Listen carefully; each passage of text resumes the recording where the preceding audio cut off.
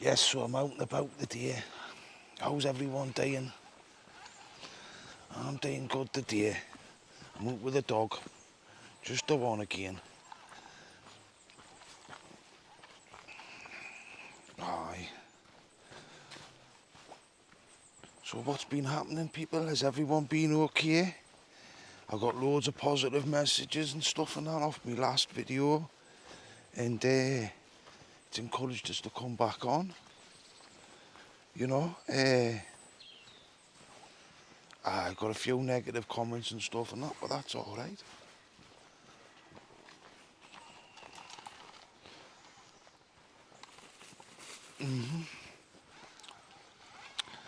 So, I've been looking on the, was watching Talk TV, and that Mike Graham, because I like Mike Graham. I used to like Mike Graham and Mike Parry, and they used to be on Talk Sport all the time together as a duo. Well, they started off in, there was the late night show from about 1 o'clock in the morning through the night, you know, early hours. So that's where I used to listen to them too. But Mike Graham now, he's on Talk TV, and he was on about the prisoners being released and how Sadiq Khan thinks that all the prisoners, or that all prisoners have been released, should be housed. Well, Mike Graham not too happy about it, and he highlighted someone on that, Jason Hoganson. He was filmed by the press coming out of prison, Durham prison, being released early, giving it the thumbs up. Then what, 24 hours, 40 or 48 hours later, he's back behind bars for going to his ex-girlfriend's house and doing whatever transpired. Well, he's been arrested for assault and breaking his restraining order and stuff like that. Aye. Jason, bless him. Right, I used to go to the same school as Jason. And he, like, because he was an actor, you know, that's why Mike Graham highlighted him, and like he's already got a load of negative things going on for him in any case. But yeah, I went to the same school as Jason Hoganson, and he was the most popular kid at school. And he was banging at his drama and put these big drama things on at school, and everybody would buy tickets and go and watch this production that Jason and the drama department had put on. It was like really good, and he was banging at it all. And he'd done a movie, and I think he got a few pound for doing the movie. I'm not sure, but from the movie he started taking drugs and stuff and what have you and that, and the drugs started messing about with his mental health, and like, and I'm talking like late 80s, early 90s. He started using, and just since then he's just getting more worse mentally. His mental health's just gone right downhill, and there's, honestly, he's been homeless and everything, and it's not been nice. Because I've been down there, and I know what it's like down there in Newcastle and all that, with the homeless and all that, and how they live, and what the social structure is like, you know. And it's, and there's lassies, there's lassies there, and there's who are homeless as well. And it's a terrible way to exist. And he's like, He's been existing like that for a very long time. And I mean, all his tattoos that he's got, because I highlighted these tattoos on his face, and he's covered in tattoos and stuff and all that. All these tattoos, you know, they're like symbols to ward off evil and all that, and bad doings and stuff and all that. That's why he's got all over his head and stuff like that. Because he's not well, he's not been well for a long time, Jason hasn't. But I always remember he gives a set of rosary beads when I was on remand in Durham. I've still got them to this day. I did say I'd given them back, and I went back into the town looking for them with them, and I couldn't find them. I think he had been locked up or something. So, but I've still got them there for him if he wants them when he gets out. Aye, Jason Hoganson, actor.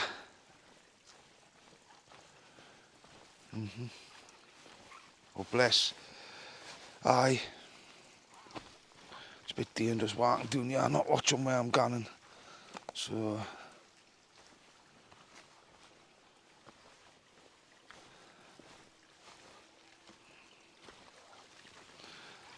aye, but that's what I mean with the politics of the right. They don't want to deal with the social issues. I think they just want more economic slaves.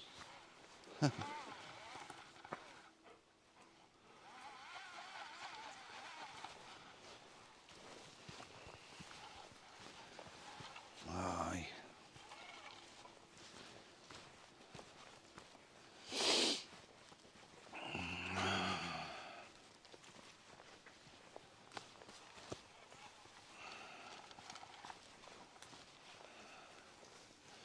He loves getting out.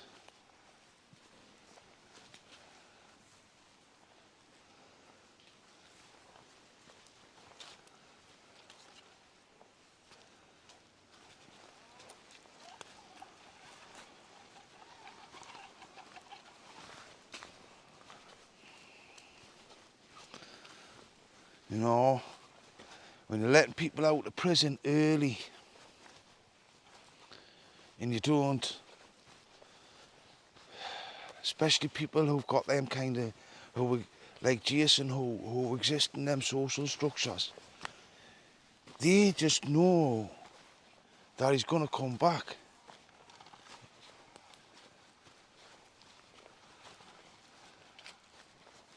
That he's got to run straight back to the environment that he's been existing in.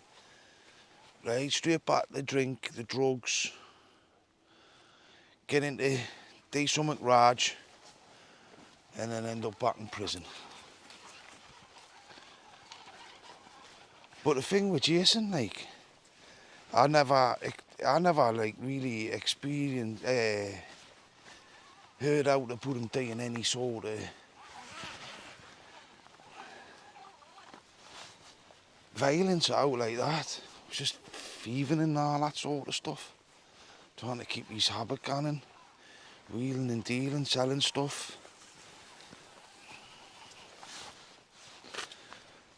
It really is a sad story what Jason, like. And that's why, like, people like me who've been through adversity as well, right? I'm still lucky. I have my addiction issues. I have my mental health issues. But what helps me not beat myself up about all that is that I know I'm still lucky.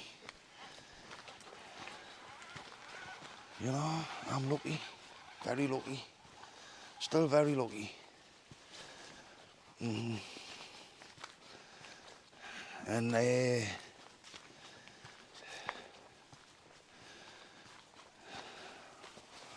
manage my addiction in a positive way.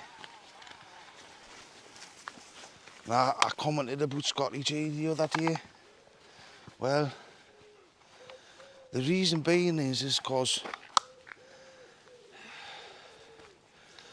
it sort of like highlights a situation that a lot of people who've not tried to deal with their addictions in life, right, don't understand that. You can't just go somewhere and get help for addiction like straight away and be taken into hospital and detox and all that sort of stuff.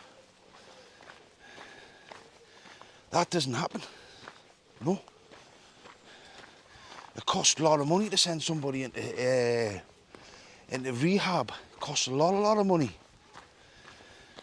you know. And I think the situation around addiction needs to be highlighted more. How the services for drug users to get better, right, is underfunded. It's low paid work for the drug workers, and they're out there saving lives. And they're dealing with a psychological disease that kills most people who it infects. You know? And I think a lot of people are delusional about how they talk around addiction. Because so far, all I've seen on YouTube were people talking about addiction, apart from the odd couple who right? They manage their addiction. They say they're not addicts and stuff and what have you and that. They just manage their addiction in a way that helps them maintain, helps them keep a certain level of lifestyle going. But when things start to go below that lifestyle and stuff and all that, their drug use increases. And sometimes it can take, for people who go to work and are addicted to drugs and all that and still function, right, in some way in society, it can take up to 30 years for the full effects to, like, before you end up down and out.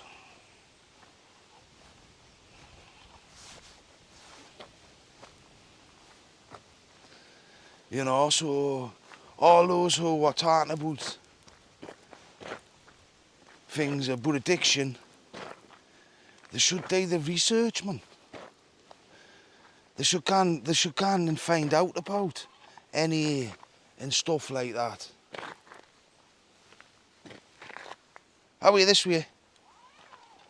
Aye.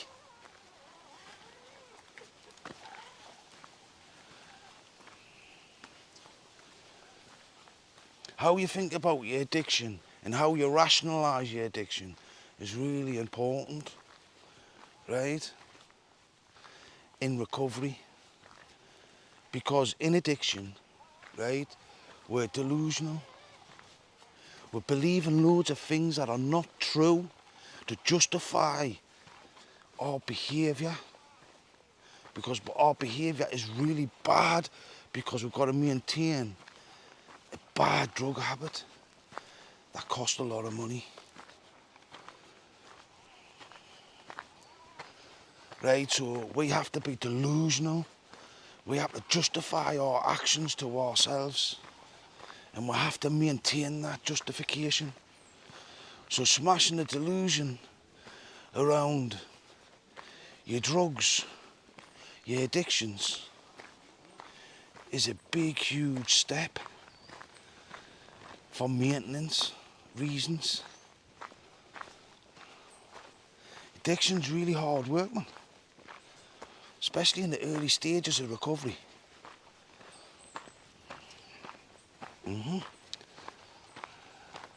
And you still gotta be, your delusion's still gotta be smashed before you fully accept that you want recovery, that you emotionally start to want recovery. Some people just never,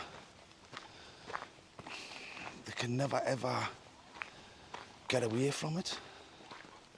They can never ever stop taking drugs. Really is a difficult issue, the drug issue. And I must state this as well, that... How are you this way? Oh, it's another dog. Come on. This way. Flash. How are you? And I must state that what we're dealing with is a substance that is so addictive that most people who take it get addicted to it and can't stop taking it. And how we're going to deal with that? How can you smash everyone's delusion around drug taking?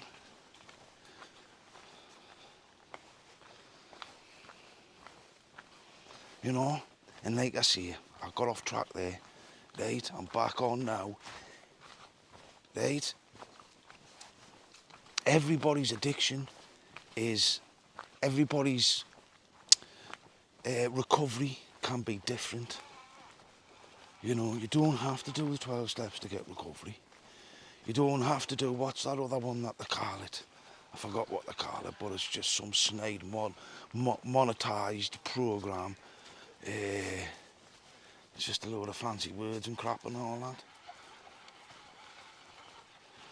The NA rooms were the ones that I felt that were the closest to the proper psychotherapy that addicts need for recovery, to maintain long-term recovery. It's not and like I say, everybody's addiction's different, right? And if you can find a way that helps you emotionally deal with your drug issues and maintain your recovery, then go for it.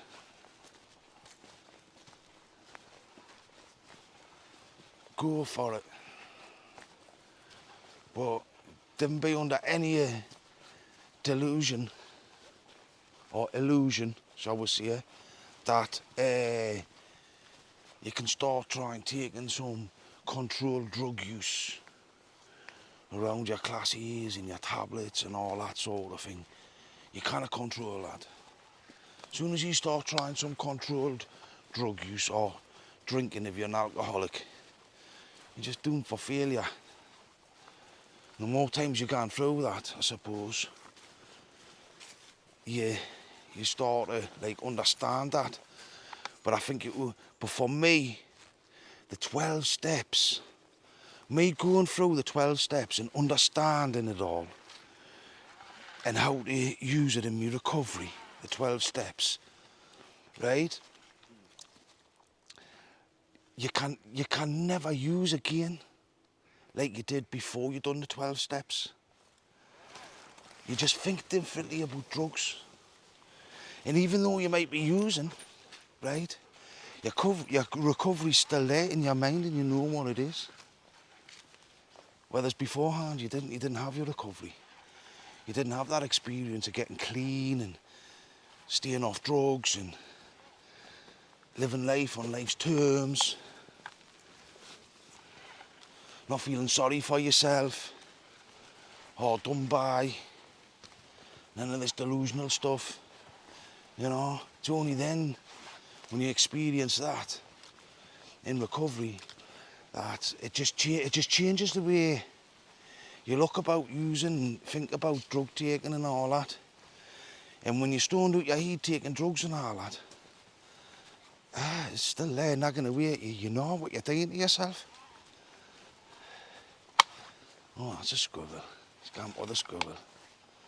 So, addictions, how your maintenance is important. And the one thing that's been lacking in mine,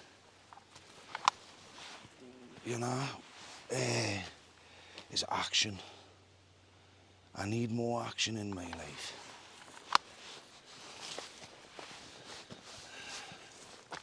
I'm good at loads of other stuff, but I need more action.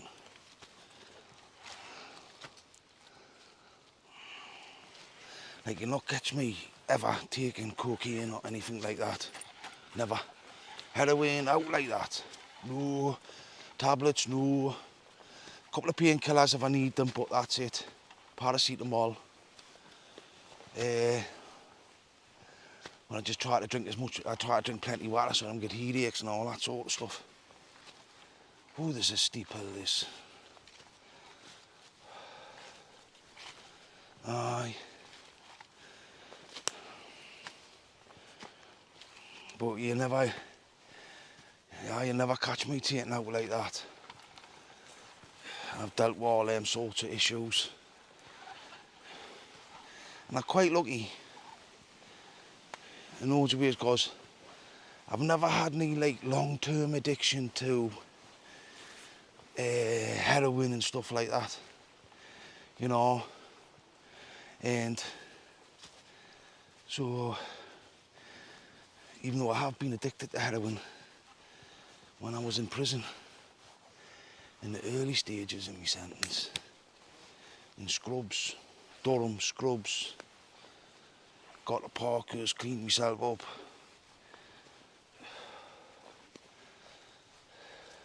They put us there so it would be hard for us to get drugs.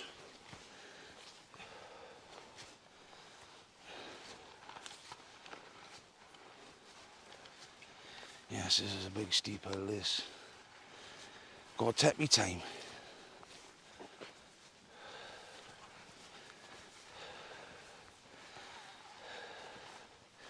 Aye, and cocaine. I'm not that keen on cocaine either. I don't like the way it makes us feel, the way it makes us think. Oh, aye. Horrible stuff.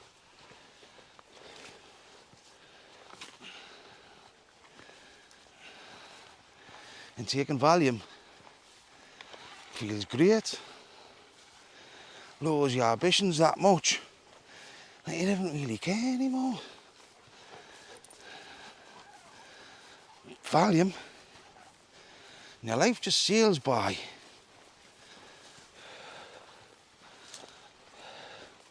Before you know it, your life's over, and you've been stoned your whole life. Not experienced any sort of real joy and happiness, and the lows of sadness as well. That helps you grow. But the Valium, long-term Valium use does that to you. But appreciating your life and appreciating what you do have can only be a positive thing. So, hating on myself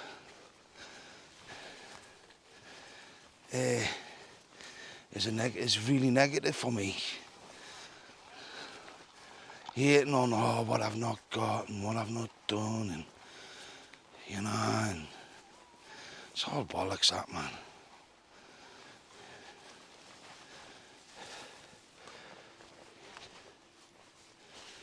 You just gotta be good in your head, man. That's all. Good in your head. How you rationalise things in your head is important in dealing with any sort of fucking bad feelings. And appreciating the life that you've got is a good start. It's a positive vibe. You meet the world like that, you're heading in a good direction. Because at the end of the day, we've all got to make our peace with the world, one way or another, for we to be content. Well, for me it is.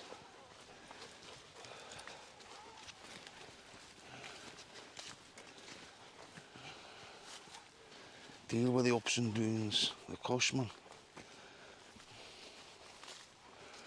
There's always people worse off than me, always, and people that I know. So I'm glad that not only did I do 5 years in Grendon therapy that helped to decriminalise my delusional brain, right? I done a year studying the 12 steps on the drug wing. like properly and took it serious. It was very small wing, like. I done hard, well, I done 6 months there. Not 12 months, 6 months. Aye. Which helped us deal with me drugs. A lot.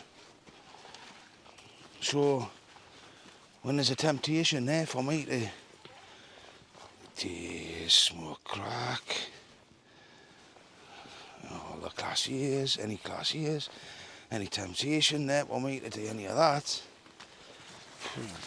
I can just destroy the delusion, any delusional justification for me doing that. Just automatically happens in my head. Who would want to put themselves through that kind of life? Deliberately, knowing that that's what's going to happen. I get it, a lot of the lads, my age and all that, there was nothing about addiction. Nobody told me that if you took opiates for more than 3 days, that you become addicted and get serious withdrawal symptoms. I didn't think you got withdrawal symptoms off drugs. Aye.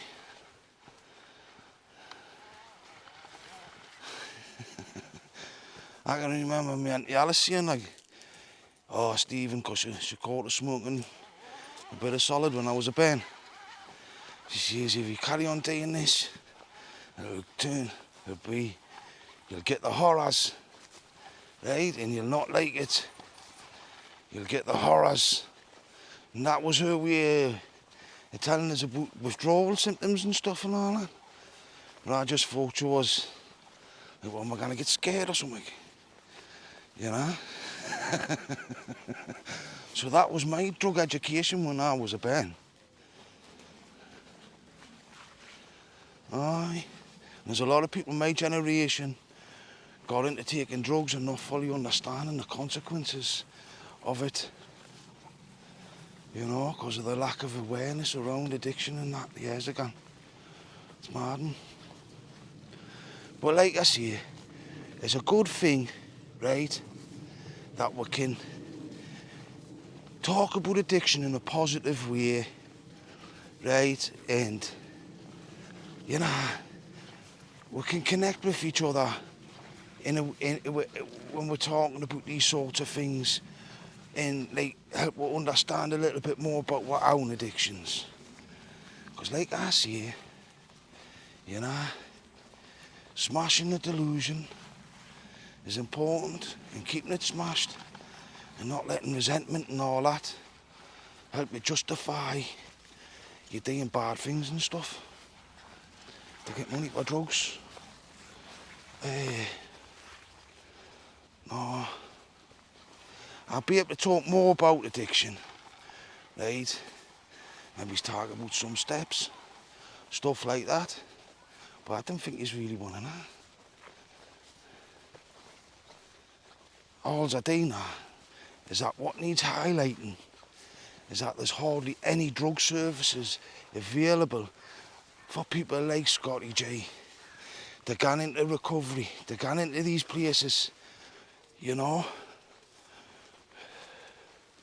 We're such a rich country, there's no social structure there with any sort of conscience around how we deal properly with people who are addicted to drugs, with serious drug addictions. How many people think that you can just, all right, I use heroin for the next 10 years every day and inject drugs into me veins for 10 years, and then I can just come off them, no bother, and I can go straight into the clinic, no bother. The day I decide to do it, I can go into the clinic and get all the help that I need, right? People who think that that can happen are talking crap. Well, they're not talking crap, they're just misguided. That's all. And because there's very little help. That's why the 12 steps are so important, because that helps you take personal responsibility for your addiction in your life. When you follow the 12 steps and live by the psychology of the 12 steps, you'll stay clean. You'll stay clean and you'll be happy about it.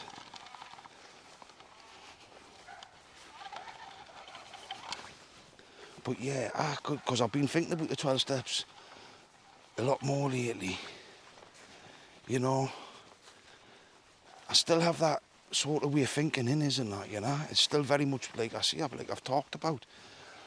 How emotional I'm just triggered straight away in the right ways that help me deal with any temptations with drugs and all that kind of crap. And with the crime as well. Because I'm not delusional about crime anymore. I smashed that good and proper.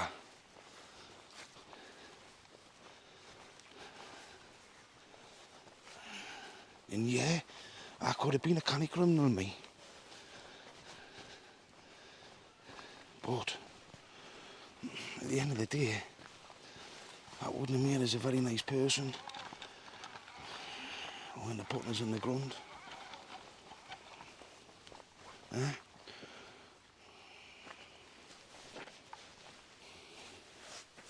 I know I'm Raj.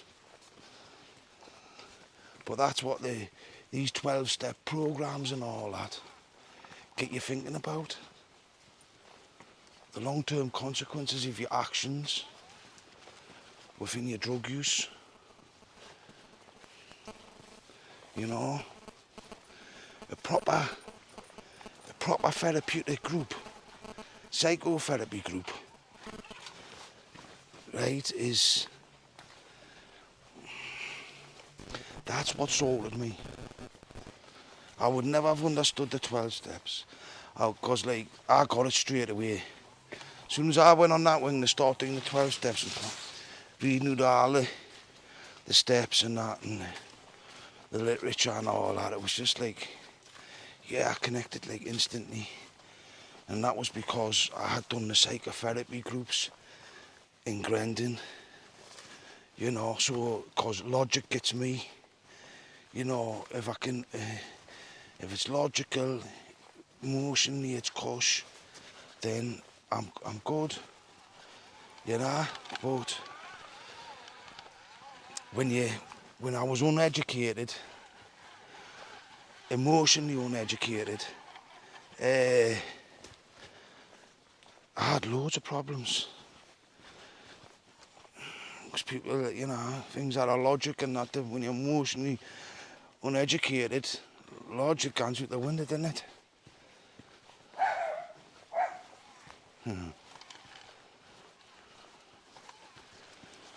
Yeah. But I've been gone a canny while on this podcast. Well, this vlog or whatever they call them these days. But just a Raj YouTube video for me. That's what it is. Alright, so I've talked about a canny bit today. Whether I'll pull it up or not, I don't know, because I just fucking see stuff that's on my head.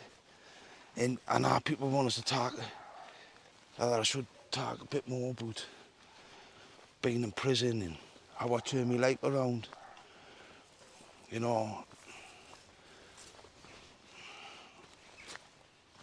how I reconnected with not being a criminal.